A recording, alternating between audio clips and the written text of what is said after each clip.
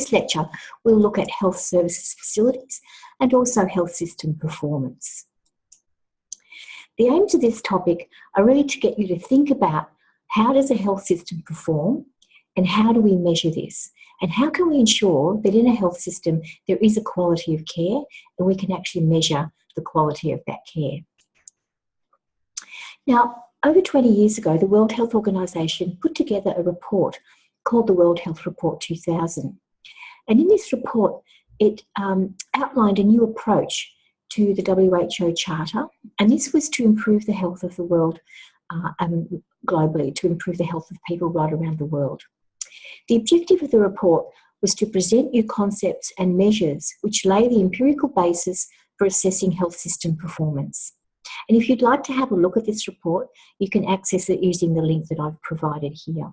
And I will also attach a copy of these PowerPoints to your Views site so you can have a look at that. Now, the strategy of the WHO in presenting this report appeared to be around four major areas. One was to establish a definition of health systems and the purpose of those systems. The second was to develop some methods for quantifying the efficiency of health systems and using that for all different countries, regardless of whether they're an undeveloped country or a well-developed country, and to rank countries according to these metrics. So this means that they were actually going to use the ranking as a stimulus to country-specific research. And of course, we know that some countries have very well-developed health systems and others do not. So in the WHO report, it described three phases of health system development.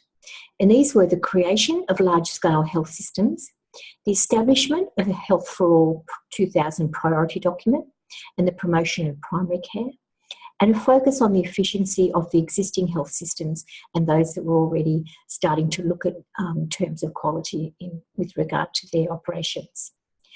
The report really intended to encourage the last phase, looking at this efficiency, and to provide assistance with benchmarking of performance.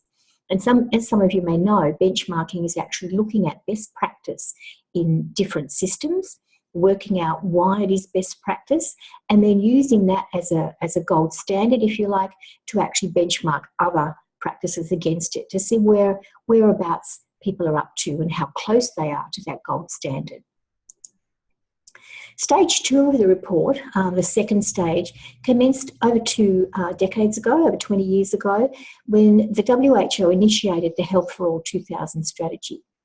And this really emphasised the interrelationship between different sectors of the countries of the world and looked at things like food production, education, employment status, environment, and all these things in addition to health services, because it suddenly realised that these things actually have an impact on healthcare, have an impact on health of populations, and also have an impact on the prevention of treatment of illnesses.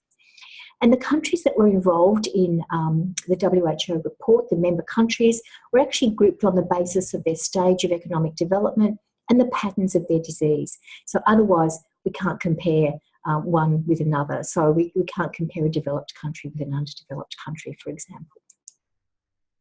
So the country groups were established using sets of health priorities and targets for improvement. And so, for example, in Europe, the European countries had targets to reduce coronary heart disease by 25%, while the developing countries sought things like reduction in childhood malnutrition and reduction in mortality from gastroenteritis, for example. The WHO found that the broader determinants of health are really important in terms of maintaining health in a global population, and that countries that perform better in this area are characterised by certain diets, so a much better diet, and the effects of the events throughout the lifespan. But these events which affect children and are outside the control of the health system, things like education, the ability to access good food and have a safe environment, were pivotal in actually maintaining and allowing good health to develop. But it proved to be really difficult to achieve a worldwide intersectoral consensus on the specific goals and policies to achieve these good health outcomes because systems and countries were so different.